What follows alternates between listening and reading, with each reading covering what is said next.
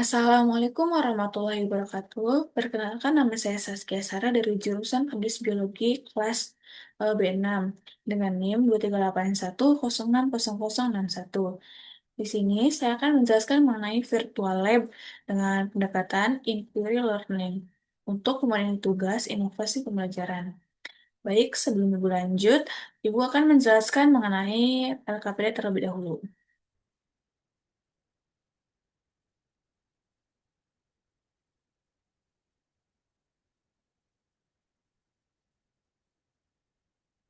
Nah, kita akan mempelajari materi tentang metabolisme dengan uji in-house.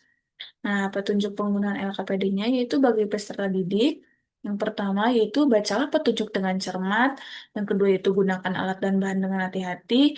Dan yang ketiga yaitu catat hasil pengamatan pada tabel. Dan yang keempat diskusikan hasil pengamatan bersama kelompok. Dan yang kelima yaitu bertanyalah kepada guru apabila mengalami kesulitan. Kalian bisa bertanya kepada ibu ketika kalian mengalami kesulitan atau mengalami ketidakpahaman saat ibu menjelaskan pada saat praktikum. Selanjutnya itu ada pendahuluan atau identitas LKPD. Kalian bisa juga tulis nama kalian, kelas, dan mata pelajarannya. Lalu di sini tuh ada tujuan pembelajaran terbagi menjadi 3 poin.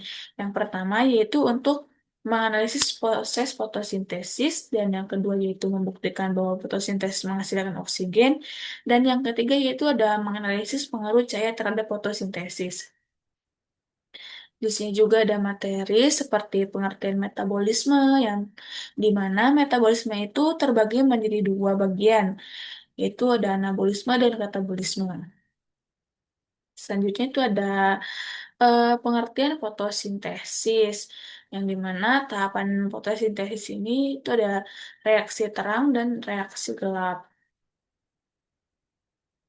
Nah, di sini juga ada LKPD Praktikum In-House kegiatan pertama, yaitu pada praktikum ini peserta didik akan mengamati pengaruh cahaya terhadap jumlah gelembung oksigen yang dihasilkan pada tumbuhan di derila.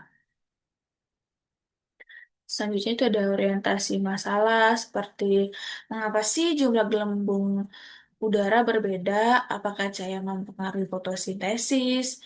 Nah, di sini juga ada rumusan masalah, hipotesis, dan rancangan percobaan, yaitu yang terdiri dari alat dan bahan.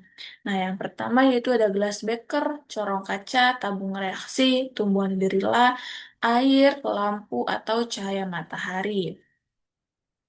Sini juga ada prosedur kerjanya yaitu yang pertama yaitu isi gelas beker dengan air dan yang kedua yaitu masukkan tumbuhan dari lak ke dalam gelas beker dan yang ketiga yaitu tutupi dari lak menggunakan corong kaca dan letakkan tabung reaksi terbalik di atas corongnya dan letakkan percobaan pada tempat terang lalu amati jumlah gelembung udara selama 5 menit dan catat hasil pengamatannya. Lalu ulangi percobaan pada tempat gelap dan bandingkan hasil pengamatannya.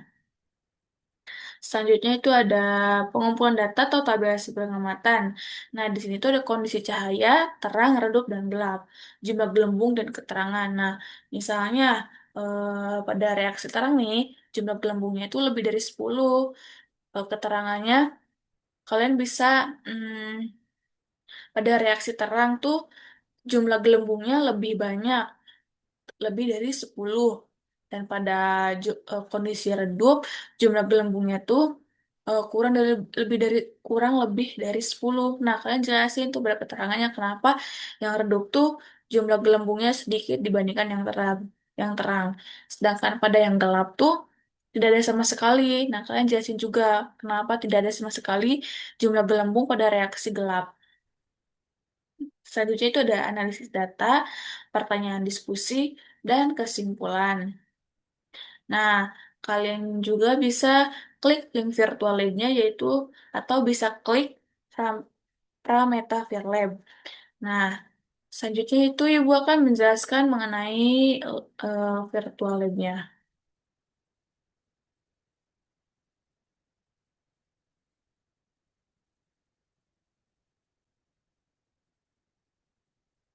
Nah, Di situ ada praktikum metabolisme virtual laboratorium. Kita bisa klik yang kanan. Di sini tuh ada menu utamanya seperti kompetensi dasar, materi, praktikum, kuis, dan profil. Kita klik terlebih dahulu kompetensi dasarnya. Nah, di sini tuh ada tujuan seperti peserta didik dapat menganalisis faktor yang mempengaruhi kerja atau aktivitas enzim seperti enzim katase, uji in-house. Nah, kalian bisa klik juga materinya. Ada enzim, katabolisme, dan anabolisme. Nah, pada enzim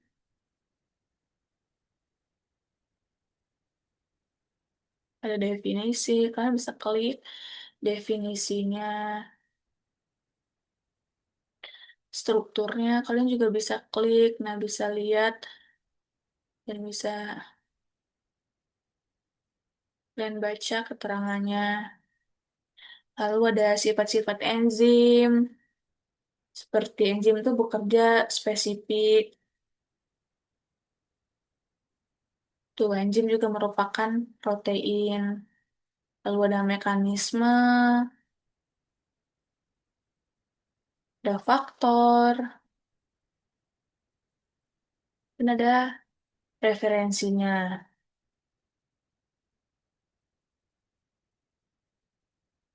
Selanjutnya kita klik yang katabolisme. Nah, di sini tuh ada definisinya. Kalian juga bisa klik, bisa lihat pengertian katabolisme itu seperti apa. Terus ada respirasi aerob dan respirasi anaerob. Selanjutnya yaitu kita ke anabolismenya. Nah, kalian bisa lihat definisi anabolisme itu apa, definisi fotosintesis itu apa, definisi kemosintesis itu apa. Kalian bisa lihat di sini juga sudah ada penjelasannya. Selanjutnya kita ke praktikumnya. Nah, di sini tuh ada dua uji, yaitu uji enzim katalase dan uji in-house. Karena kita cuma uji in-house doang, kita klik yang uji in-house. Nah, di sini kita bisa lihat tujuannya seperti setelah melakukan kegiatan virtual laboratorium uji in-house, diharapkan peserta didik dapat membuktikan bahwa proses fotosintesis menghasilkan oksigen, mampu menganalisis faktor-faktor yang mempengaruhi hasil fotosintesis, dan peserta didik dapat menganalisis zat-zat yang dibutuhkan selama fotosintesis. Nah, di sini juga ada pendahuluannya seperti eh, dalam percobaan in-house ini, tumbuhan yang digunakan pada tumbuhan air hidrilla verticillata seperti tumbuhan ini tuh dimasukkan ke dalam air yang telah ditutup dengan sebuah corong akan mengeluarkan gelembung yang keluar dari daun-daunnya. Gelembung itu akan dihasilkan menunjukkan bahwa proses fotosintesis itu menghasilkan oksigen. Selanjutnya itu ada alat dan bahan seperti yang tadi sudah Ibu jelaskan, ada corong, ada tabung, ada NHCO3, ada air. Nah, setiap benda tuh mengetahui nama dan fungsinya. Selanjutnya itu percobaannya. Kita bisa klik ya, kalian bisa klik percobaannya itu siapkan gelas beker dan isi dengan air dengan cara geser botol air menuju gelas bekernya. Nah, sebelum Ibu menutup perkuliahan ini,